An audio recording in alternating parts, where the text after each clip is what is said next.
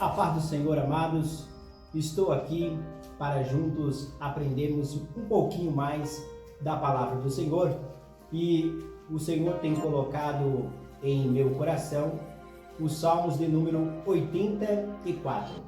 Abre juntamente comigo em nome de Jesus, Salmos de número 84 e o verso de número 10, que diz assim a palavra do Senhor: melhor é um dia nos teus átrios do que 1000 noutro lugar. Prefiro ficar à porta da casa do meu Deus a habitar nas tendas dos ímpios. Quando eu olho para o livro de Salmos de número 84, eu aprendo 3 lições bíblicas, a qual eu gostaria de compartilhar juntamente com os irmãos, com a igreja, sobre as 3 palavras-chave que eu encontro aqui nos Salmos de número 84. A primeira coisa que nós temos que entender é quem foi o autor dos Salmos de número 84. O autor dos Salmos de número 84 foi os filhos de Coré, ou seja, esses filhos que eram da tribo de Levi, eram filhos obedientes. Eu não estou citando no período daquele tempo em que 3 homens se levantaram contra Moisés, e esses 3 homens eram Corá, Datã e Abirã, a qual foram ali engolidos e foram mortos. Mas nesta geração, os filhos de Corá eram obedientes à palavra do Senhor, eram homens de Deus, homens que cuidavam das coisas do Senhor, homens que adoravam o nome do Senhor, homens que buscavam a presença do Deus Todo-Poderoso de Israel. Quando eu vejo sobre a questão dos filhos de Coré, eu entendo que tem coisas que as pessoas citam hoje em dia, falando sobre a questão que quando nós tomamos da geração ou da linhagem passada, e tudo que nós passamos hoje foram fruto do pecado de nossos antepassados ou de nossos pais. Mas não, aqui eu vejo os filhos de Coré, homens de Deus, homens que não pecaram, que não atribuíram a Deus falta alguma. Então isso me dá a entender que a questão que nós tomamos para nós, o pecado do avô, do bisavô, do tataravô, tudo isso cai por terra por aquilo que nós aprendemos na palavra do Senhor. Outra coisa também que eu vejo aqui é que essas 3 palavras-chave que Deus assim colocou em meu coração para repartir com os irmãos, a primeira palavra-chave que nós iremos aprender é sobre a graça. Eu vejo aqui no livro de Salmos de número 84 a graça de Deus sobre a vida do povo ou sobre a vida da nação. O primeiro verso, o segundo e o terceiro, diz assim a palavra: como é agradável o lugar da tua habitação, Senhor dos exércitos. A minha alma anela, até desfalece pelos átrios do Senhor. O meu coração e o meu corpo cantam de alegria ao Deus vivo. Até o pardal achou um lar, e a andorinha ninho para a sua prole. Até o pardal achou um lugar, e a andorinha um ninho para a sua prole. Quando eu olho para esses 3 versos, eu vejo aqui a graça de Deus. Por quê? Porque no verso de número 3 está falando até o pardal. E esta palavra até o pardal, no original, significa alcance. A palavra até significa alcance, ou seja, só a graça de Deus para nos alcançar. Outra coisa que eu vejo aqui é que o autor, quando ele vai mencionar, ele cita o pássaro, o pardal ou a andorinha. O pardal e a andorinha, todos sabem que são passarinhos que não têm valor nenhum. Me lembro bem, no tempo que eu era assim, um menino e uma criança, juntamente ali com o meu pai, eu gostava muito de pegar um passarinho, capturar o passarinho. E nós ficávamos tristes porque todas as vezes que nós colocávamos ali aquela arapuca, para pegar o passarinho, e quando nós chegávamos com toda alegria, com todo aquele gozo, era um pardal, ou era ali uma andorinha que não tinha assim um valor. O que a gente fazia? A gente soltava, porque não tinha valor nenhum. Quando eu olho para essa situação, ou para esta mensagem, eu entendo aqui sobre a respeito do povo, da nação, sobre a minha vida e a sua vida também. Quem éramos nós? Nós éramos pessoas que não tínhamos valor nenhum. Nós éramos pessoas que, quando passava ali pela sociedade, alguém olhava para mim, para você, e certamente falava: esse daí não tem futuro nenhum. Éramos como um pardal ou uma andorinha que não tínhamos valor nenhum. Mas a graça de Jesus nos alcançou através da cruz do Calvário. A graça do nosso Senhor Jesus Cristo assim nos alcançou. Enquanto que ninguém dava nada por mim, por você, a graça do Senhor nos alcançou. O Senhor disse: espera aí, eu tenho um projeto, eu tenho um plano na vida dele, eu tenho um plano na vida dela. Então, quando eu vejo aqui que até o pardal e até a andorinha encontrou o ninho para a sua prole, eu vejo aqui que pela misericórdia de Deus e pela graça de Jesus, nós fomos alcançados. Hoje, eu e você temos um valor. Quem era você antes? O que você fazia antes? Como era a sua vida antes? E hoje, como você está diante da presença do Senhor?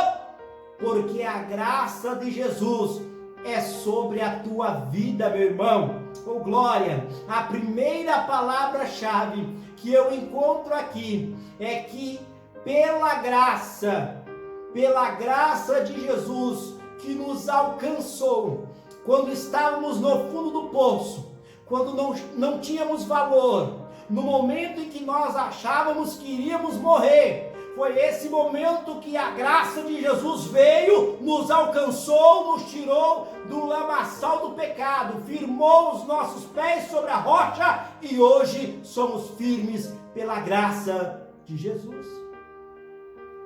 Então, a primeira coisa que eu aprendo é que se não fosse a graça, nós estaríamos mortos. Se não fosse a graça, nós estaríamos perdidos. E se nós somos salvos pela graça de Jesus. A segunda palavra-chave que eu encontro quando eu medito nesta palavra está no verso de número 6. A segunda palavra-chave é: ao passar pelo vale de Baca, faze dele uma fonte, as chuvas de outono também encham as cisternas, ou em outra tradução, os tanques. O interessante também é que quando a Bíblia ela cita sobre o pardal e a andorinha, voltando um pouquinho antes, é que todo mundo sabe que a andorinha é um pássaro livre.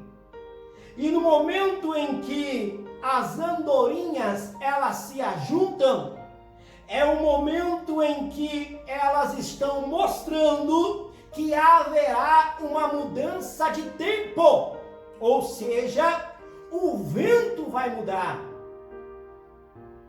Diz o ditado que uma andorinha só não faz verão, mas quando se ajuntam em grupo e elas começam a voar e começam a passar de um lado para o outro, é o momento em que nós entendemos que o tempo vai mudar, que naquele momento o vento vai mudar. O que eu aprendo com isso é que se eu e você, oh glória, somos como uma andorinha, livres para voar, é o momento em que nós mostramos para a geração, para este povo que está aí fora, que o tempo vai mudar, que o vento vai mudar. Se o vento era ao contrário ao teu favor, em nome de Jesus, o Senhor neste momento vai fazer que o vento seja ao teu favor. No verso de número 6, quando nós encontramos aqui sobre passando pelo vale de Baca, o interessante é que o salmista, quando ele inicia os Salmos de número 34, ele não inicia falando sobre o vale, ele inicia falando sobre a graça. Por quê? Porque não tem como passar pelo vale se não passar primeiro pela graça. Por isso que primeiro vem a graça, porque a graça ela te fortalece, a graça ela te sustenta, a graça ela vai te dar força. Primeiro você tem que ter a graça para poder passar pelo vale. Por isso que o salmista, no meio dos Salmos de número 84, verso de número 6, está dizendo: passando pelo vale de Baca. Quando nós vemos esta palavra passar, eu entendo aqui que está no verbo de ação, ou seja, passar não é ficar, não é estar estático, parado. Passar está falando em um verbo de ação, é aquele que ele está passando, mas ele não está ficando no vale. Outra coisa que eu aprendo aqui é que quando nós passamos pelo vale, e quando nós falamos de vale, nós estamos falando sobre uma depressão ou um buraco. Onde tem vale, também tem montanhas. Onde tem montanhas, também tem vale. E o que eu vejo com isso, aleluia, é que o salmista, ele vai falar que quando nós passamos pelo vale de Baca, tem gente que acha que quando está no vale é porque está numa grande provação. Tem gente que acha que quando está no vale é que nem está passando pelo deserto. Mas entenda bem que quem passa pelo vale ou pelo deserto vai colher milagres. A luta está difícil, a prova pode estar difícil, mas a palavra está falando aqui que você vai passar, não vai ficar, não vai estacionar, não vai ficar parado não. Você vai passar e do outro lado você vai cantar o hino da vitória. O povo passou pelo deserto, mas não faltou água. O povo passou pelo deserto, mas não faltou carne. O povo andou no deserto e Deus abriu o mar. Ei, acredite no milagre e no que Deus vai fazer na tua vida.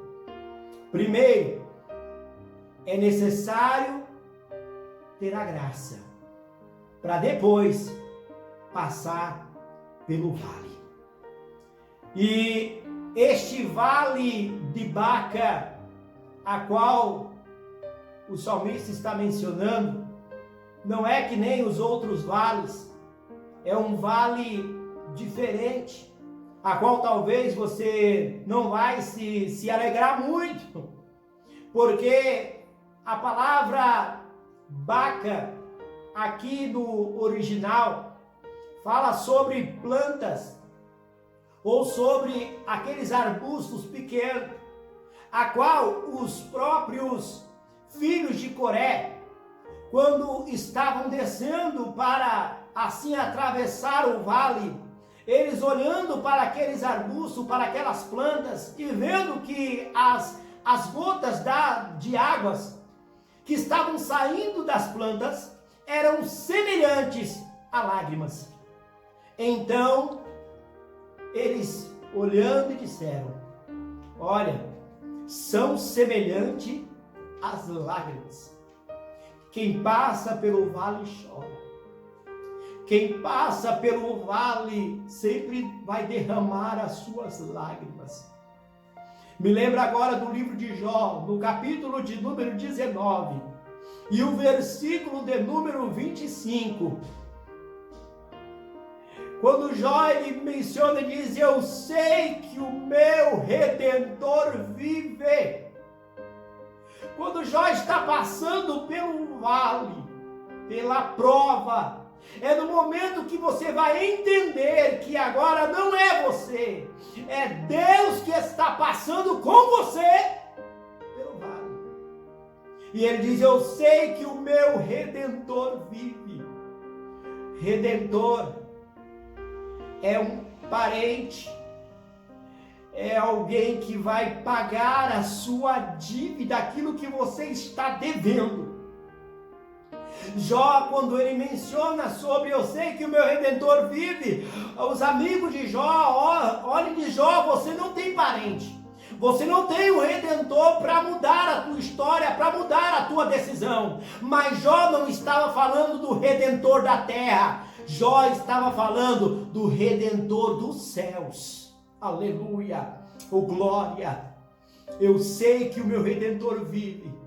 E o nosso Redentor, que foi Jesus Cristo, ele veio, morreu na cruz do Calvário, e hoje nós temos a firme esperança que nós passamos, mas nós passamos com Jesus.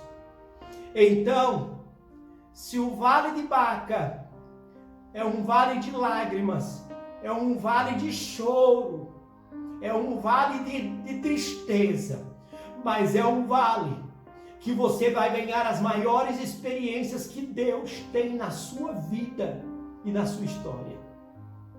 A segunda palavra-chave que é sobre passando pelo vale de Baca. Depois que você passa pelo vale de Baca, você começa a subir a montanha. E o que você encontra? Você encontra a terceira palavra-chave, que é o verso de número 10, que diz assim: melhor é um dia na casa do que 1000 em outros lugares. Prefiro estar à porta da casa de meu Deus do que habitar nas tendas dos ímpios ou da impiedade. Olha, primeiro vem a graça. Segundo, vem passando pelo vale de Baca. E o terceiro é quando você chega na casa. Tem muita gente que está na casa, mas ainda não está liberta. Tem muita gente que ainda está na casa, mas não abre a boca para dar glória a Deus. Não abre a boca para adorar a Deus. Eu não sei qual é a situação que você está passando. Eu não sei se você está na graça, se você já está passando pelo vale, ou se você está na casa. Mas a casa é lugar de adoração, de glorificação. Quando você está na casa, não é para você murmurar, não é para você questionar. Creia que o Senhor Jesus Cristo, Ele está contigo. O salmista, ele diz, melhor é estar um dia, olha que bênção, um dia na casa, do que estar em 1000 em outros lugares.